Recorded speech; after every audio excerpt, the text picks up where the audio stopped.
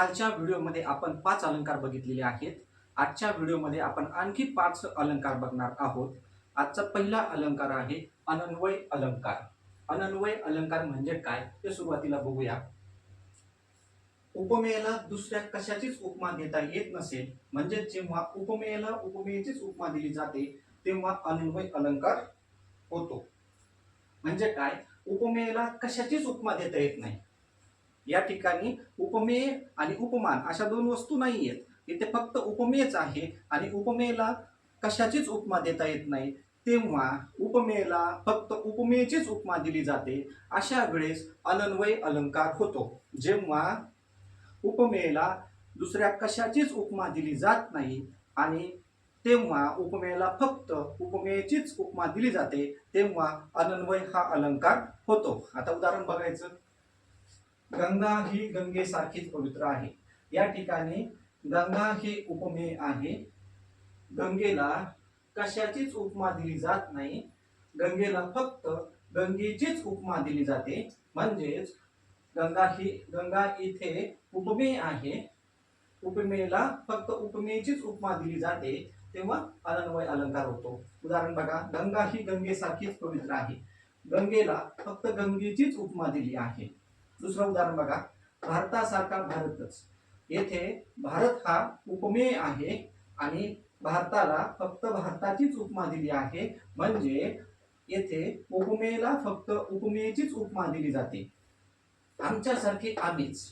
या ठिकाणी काय आहे, आमच्या हे काय उपमेय आहे आणि त्याला कशाची उपमा दिलेली आहे, आमचीच उपमा दिलेली आहे. म्हणजे आमच्यासारखे आम्हीच हे अनन्वय अलंकाराचं काय तर उदाहरण आहे. अनन्वय अलंकार याच्यामध्ये काय आहे, फक्त उपमेयला उपमेयचीच उपमा दिली जाते. ओके. त्याच्यानंतर दुसरा अलंकार बघू. दृष्टांत अलंकार. दृष्टांत अलंकार केव्हा होतो ते आता बघूया.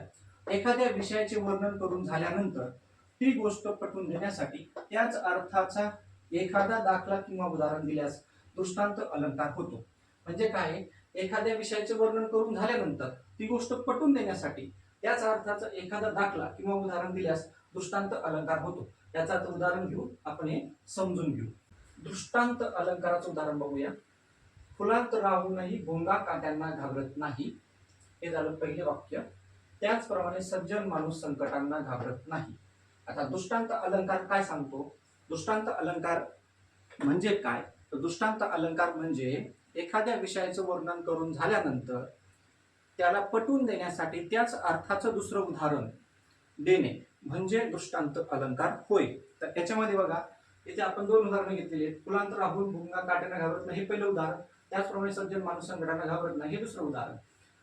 म्हणजेच काय की सज्जन माणूस संकटांना घाबरत नाही हे आपल्याला स्पष्ट करण्यासाठी आपण फुलांत राहून भुंगा काट्यांना घाबरत नाही हे उदाहरण दिलेलं आहे. मग सज्जन माणूस संकटांना का घाबरत नाही, कारण फुलात राहून भुंगा काट्यांना घाबरत नाही. मग जर काट्यामध्ये राहून सुद्धा भुंगा जर घाबरत नसेल तर मग सज्जन माणूस संकटात राहून का घाबरणार हे सांगण्यासाठी हे उदाहरण दिलेलं आहे. आणि जर असं असेल तर काय होतं, तर होतो दृष्टांत अलंकार.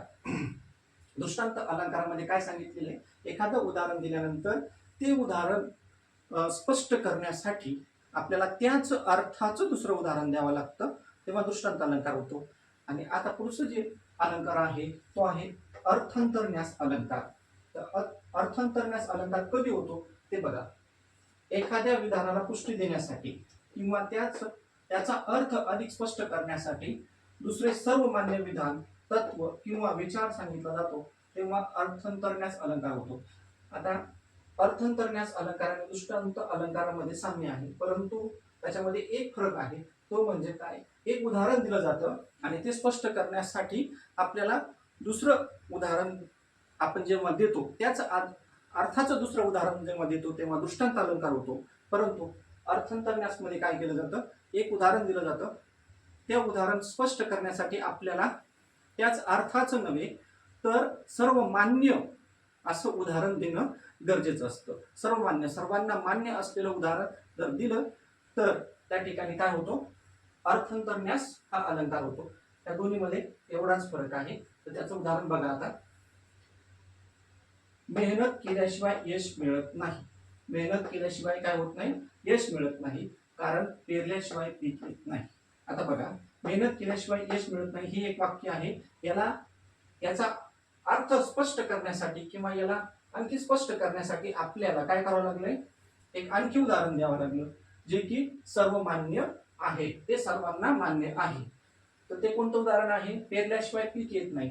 जमिनीमध्ये जर आपण बी पेरलंच नाही तर त्याचं पिकात रूपांतर होईल का, तर नाही होईल, हे सर्वांना माहिती आहे. कारण जमिनीमध्ये बी पेरलं तर त्याच्यापासून रोप तयार होईल. जमिनीत बी पेरलीच नाही तर त्यापासून रोप मिळणार आहे का आपल्याला, नाही मिळणार. हे काय झालेलं आहे, सर्वमान्य उदाहरण झालेलं आहे. हे काय झालेलं आहे, सर्वमान्य उदाहरण झालेलं आहे. आणि हे उदाहरणचा वापर करून आपण मेहनत केल्याशिवाय यश मिळत नाही हे उदाहरण अधिक स्पष्ट केलेलं आहे. जेव्हा असं होतं तेव्हा अर्थांतरन्यास हा अलंकार होतो. अर्थांतरन्यास आणि दृष्टांत अलंकारामध्ये तेवढाच फरक आहे का, दुसरं पहिल्या उदाहरणाला स्पष्ट करण्यासाठी आपण काय करतो, सर्वमान्य उदाहरण देतो तेव्हा अर्थांतरन्यास होतो. आणि पहिल्या उदाहरणाला अधिक स्पष्ट करण्यासाठी जर आपण त्याच अर्थाचं दुसरं उदाहरण देत असेल त्यावेळेस काय होतं, तर दृष्टांत अलंकार होतो. एवढाच एक फरक याच्यामध्ये आहे. त्याच्यानंतरचा दुसरा 9वा अलंकार आता आपण बघूया. 9वा अलंकार भ्रांतिमान अलंकार. आता भ्रांतिमान या शब्दामध्येच भ्रम हा शब्द येतो, त्याच्यामुळे या अलंकारामध्ये आपल्याला भ्रम होतो. भ्रम होऊन एखादी वस्तू ही दुसरीच वस्तू असल्याचा जेव्हा भ्रम होतो तेव्हा हा अलंकार होतो. आता याची व्याख्या बघा. एखादी वस्तू, व्यक्ती किंवा दृश्य पाहून त्याचा दुसऱ्या वस्तूशी भ्रम होतो, म्हणजेच एक वस्तू दुसरीच आहे असे वाटते, म्हणजेच उपमांच्या जागी उपमेय आहे असा भ्रम होऊन तशी काही कृती घडली तर तिथे भ्रांतिमान हा अलंकार होतो. आता भ्रांतिमान अलंकारामध्ये महत्वाचं काय आहे, तर उपमानाच्या जागी उपमेय आहे असा भ्रम होणे, असा भ्रम जेव्हा होतो तेव्हा काय होतं, भ्रांतिमान अलंकार होतो. या वाक्याचं महत्वाचं स्टेटमेंट आहे बघा. उपमांच्या जागी उपमेय आहे असा भ्रम होणे म्हणजे भ्रांतिमान अलंकार होणे, असा प्रश्न येऊ शकतो एक्झाम मध्ये. आता उदाहरण बघायचं काय, दुरून पाहता बगळ्यांची रांग जणू मोत्याची माळ वाटली.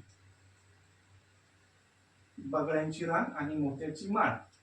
आता ह्या दोन शब्दाला मी अंडरलाईन केलेलं आहे. त्याचं कारण काय आहे, बगळ्यांची रांग हे काय झालं, उपमान झालं, आणि मोत्याची माळ हे काय झालं, उपमेय झालं.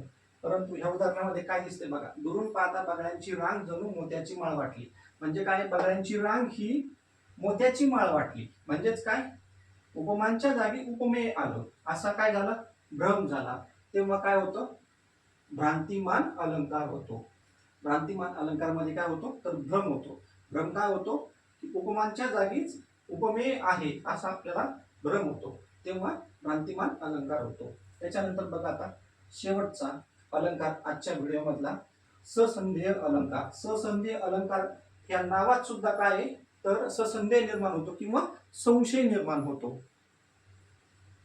तर याची व्याख्या बघा काय आहे, उपमेय कोणते व उपमान कोणते असा संदेह किंवा संशय निर्माण होऊन मनाची जी द्विधा अवस्था निर्माण होते तेव्हा ससंदेह अलंकार होतो. आता याच्यामध्ये काय होतं, ससंदेह अलंकारामध्ये उपमेय कोणतंय आणि उपमान कोणतंय हे कळतच नाही किंवा त्याविषयी संशय निर्माण होतो आणि मग आपली द्विधा अवस्था निर्माण होते, त्यावेळेस काय होतं, हा ससंदेह अलंकार होतो. आता याचं उदाहरण बघा, हा चंद्र आहे की तिचे मुख आहे कळत नाही. या ठिकाणी काय आहे, चंद्र आणि मुख हे दोन शब्द आहेत.